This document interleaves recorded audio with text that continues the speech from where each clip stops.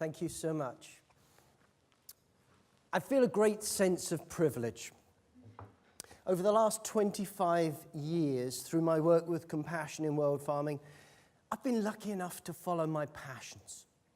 A passion for farm animal welfare, a passion for food, a passion for wildlife. Whilst writing Dead Zone Where the Wild Things Were, what I've come to realize in particular is that the future for each of these three things, and ours, are all interlinked.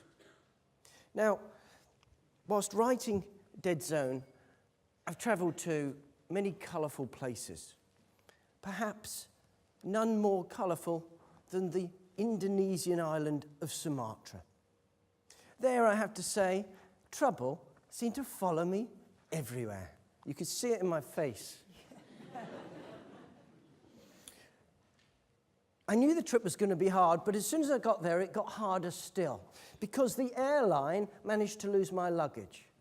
So I spent 10 days being bitten by leeches, or sleeping rough in the jungle, or in cockroach-ridden hotels, and tramping through forest and swamp in just the clothes I was stood up in.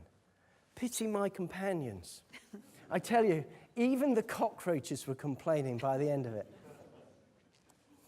I was there to investigate a little-known facet of the palm oil industry, namely the use of palm oil and kernel for animal feed, particularly for intensively reared cattle here in Europe. Now, the palm industry is highly protective of what it's doing, but despite warnings of hostage-taking, shootings, and arrests, we pressed on. Sumatra had one final dose of trouble for me on the last day. You see, I decided to go back by arrangement to a particular part of the palm plantation to do some final research. And perhaps my mistake was in going back. Because no sooner as I got there, I heard this awful, ominous rustle all around. And I just ran out of pure instinct. It felt like I was running for my life. And behind me was this terrifying crash, and then a slap across the back of my head. And when I stopped running, I turned to see that lying there, just where I'd been standing, was now a large fallen tree. Now, accident or not, I'll never know. But what I do know is that trouble followed me everywhere in Sumatra. But it wasn't the only thing. I was also followed by this dull, hazy smog. So bad that it disrupted air traffic and led to the Indonesian government calling a state of emergency. It was caused by rampant deforestation to make way for yet more palm plantations, adding to climate change and leading to the demise of the critically endangered Sumatran elephant. Months after I was there, the world's governments met in Paris, and they agreed a groundbreaking United Nations convention to stop runaway climate change. The world breathed a collective sigh of relief. But I couldn't help but hear a question in my head. If we solve climate change, will life on Earth be safe? Will the future for our children be secure? Well, no, because there's another major challenge facing humanity, and it's on our plate. I've been a wildlife enthusiast since I was a small boy. When I was 8 years old, I got chicken pox. And my mother was tearing her hair out trying to work out how to entertain this sickly kid during weeks off school. She bought me a book, The Observer Book of Birds, and she cracked it. I was fascinated. I was hooked on the birds in the garden. It was a life-changing moment. A lifelong passion started right there. So much so that by the time I was a teenager in the age of punk rock, I would bunk off school with my mates. my mates would go off down to the gravel pits to sniff glue. I was the good guy. I went off into the forests and the reservoirs to watch birds. I was absolutely fascinated by their power of flight, by their migration, by their sense of freedom. Around that time, another life-changing moment happened. Someone came in to speak to my school, my class, from an organization I'd never heard of before, called Compassion in World Farming. This person put on a video called Don't Look Now, Here Comes Your Dinner. It showed chickens crammed in their tens of thousands with less room alive than they have in their oven. It shows that pigs kept in crates so narrow they can't turn around for weeks or months at a time. Cattle being kept in feedlots where they're fed corn instead of grass. But what really got me was seeing birds, hens, kept in cages so small they couldn't even stretch their wings. It blew my mind. I knew I had to get involved. What I didn't realize back then was that the plight of farm animals and the wildlife that I was so fascinated by, their plight are interlinked. I also didn't realize that the subject of my fascination was disappearing before my very eyes. In my lifetime, Britain alone has lost more than 44 million birds. That's a breeding pair gone every single minute. And it's not just birds worldwide. In the last 40 years, since the widespread adoption of factory farming, the world has lost half of its wildlife. Half of all the birds, half of all the mammals, the reptiles, the amphibians, the fish, gone. It's a terrifying statistic. And it's down in no small part to what I call the two sides of factory farming. Side one is where the animals are, the one we're familiar with. We take the farm animals off of pastures and we put them into cages, crates and confinement, which looks like a space-saving idea, but actually isn't.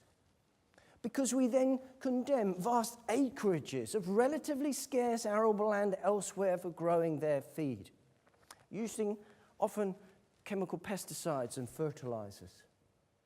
And that sparks off a great disappearing act. The farm animals disappear from the land. And as they go, the trees, the bushes, and the hedges start to disappear as the fields grow larger. As they go, the wild flowers disappear, along with the seeds and the insects that are needed by the birds, the bats, the bees, the butterflies, and so much else, leaving us with little more than the crop. And then in perhaps the greatest disappearing act of all, we then take that crop and we feed it to the farm animals who then waste the majority of the food value, be it in terms of calories or protein, in conversion to factory-farmed meat, milk, and eggs. It is madness on a plate. It was perhaps in Brazil where I came to realize the sheer scale of what's going on. I went there on the trail of the jaguar, an iconic cat that's down to its last 15,000 individuals, half in Brazil. I loved it in Brazil.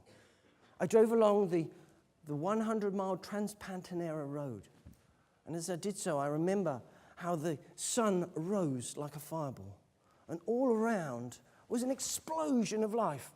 I remember seeing nightjars performing their last flutter in the half-light, like half-seen shadows.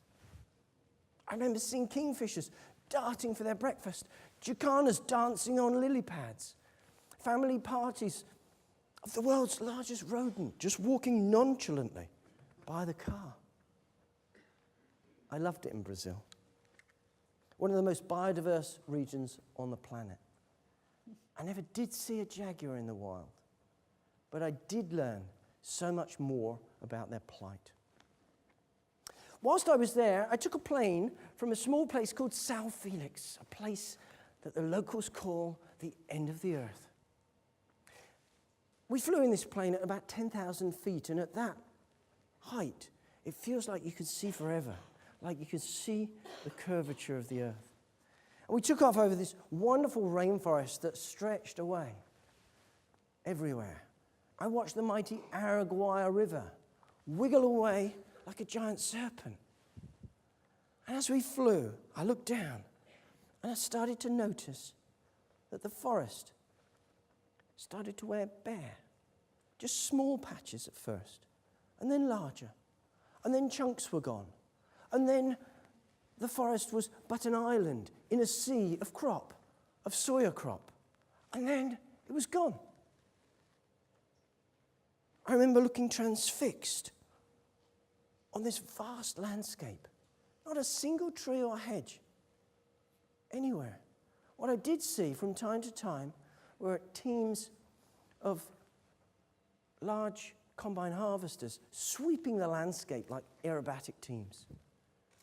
My mind and my senses were literally in overdrive.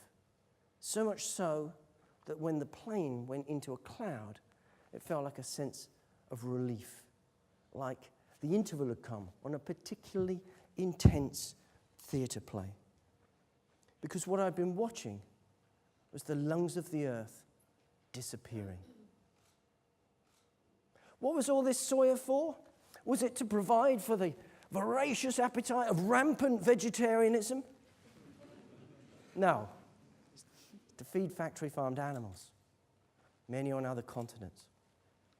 It's a great disappearing act. While writing Dead Zone, I went to the Midwest of America, and in the Midwest Plains, what I found was one of the greatest historical examples of the power of pasture. If you scroll back 200 years, you'll find that the Midwest Plains were roamed by up to 50 million bison in vast herds. If we could have scooped them all up and weighed them at the same time, they would weigh the equivalent to the entire human population of North America today. They were powered by nothing more than sunshine, rain, and grass. And then they were gone. They were replaced by millions of cattle, many of them in feedlots. The pasture's been ploughed up, a lot of it for corn and other crops. And that corn is grown using enormous amounts of fertilizer, made in chemical plants the size of an industrial estate. Much of that fertilizer gets into waterways, winds its way down the Mississippi River and into the Gulf of Mexico, where it causes one of the world's biggest dead zones, an area of sea as big as a country the size of Wales, where nothing lives. While I was in the Midwest of America, I actually went to the cornfields, and I remember clambering into this unfeasibly large tractor. It had as much technology as a space shuttle. And I said to the farmer beside me, "What's this all about?" He said to me, "Well, Philip, you see this flowing green ocean of corn here? This is feeding the world. That's what this is doing, feeding the world." And he meant it. But what I discovered was that actually most of the corn was feeding cattle. Much of the rest was feeding cars. And this in a country where billboards warn that 1 in 5 kids face hunger. It's a great disappearing act. It's like our food industry has been hijacked by the animal feed industry, like some terrible machine that's sweeping across the landscape, taking away all before it. But it's not just in America that this is happening. It's so big that worldwide, if we put all of the crops being grown to feed industrial animals into one space, that field would cover the entire land surface of the European Union. Put it another way, if the animals were restored to pasture, then that arable land could provide enough crops to feed an extra 4 billion people. Not that more people is a great idea, but it shows what can be done. It also shows the madness. It shows the madness that protagonists of factory farming will tell us that factory farming is a necessary evil, that somehow it is efficient to waste enough food to feed more than half of the human population of planet Earth today.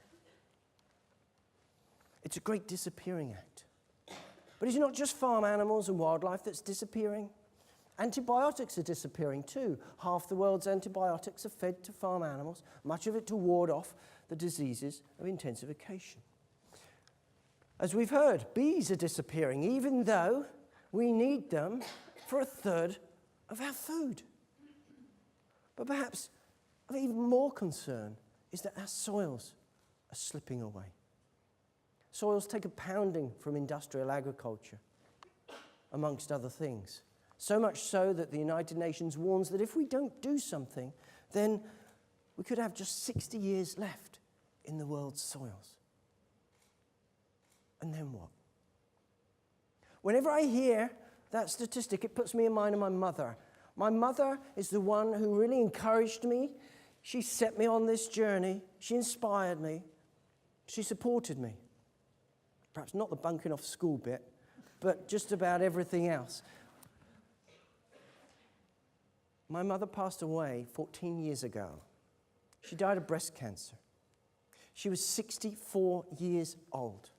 No age at all.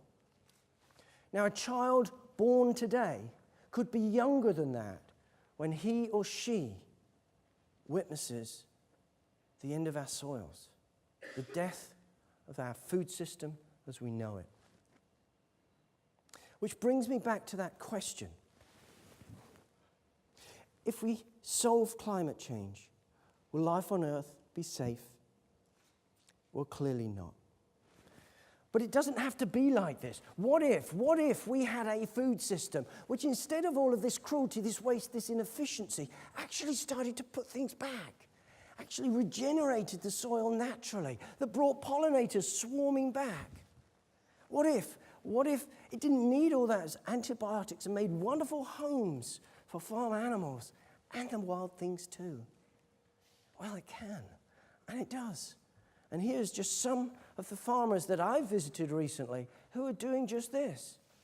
They restore their farm animals to their ecological niche back on the land, grazing animals and others that can then run and jump and play and flap their wings and bathe in the sun and the dust if they want to. In the case of foraging animals like chickens and pigs, if we let them, they could do that wonderful nature-given thing of recycling food waste. By keeping the chemicals in the barn, we bring the wild flowers back, and the seeds and the insects, and with them come the birds, the bats, the bees, and so on, in a great reappearing act. But what's really special is that this also takes the pressure off hard-pressed forests, so they can do those most underrated things of taking carbon out of the atmosphere and giving us oxygen to breathe. We can all help bring about this better, this regenerative food system through our food choices 3 times a day, by eating plants, much more plants, by eating less and better meat from pasture-fed, free-range or organic systems. But if we're really going to secure the future for our children, we're also going to need something more. Something like a global agreement to replace factory farming with a regenerative food system. Something akin to that UN Framework Convention on Climate Change, agreed in Paris.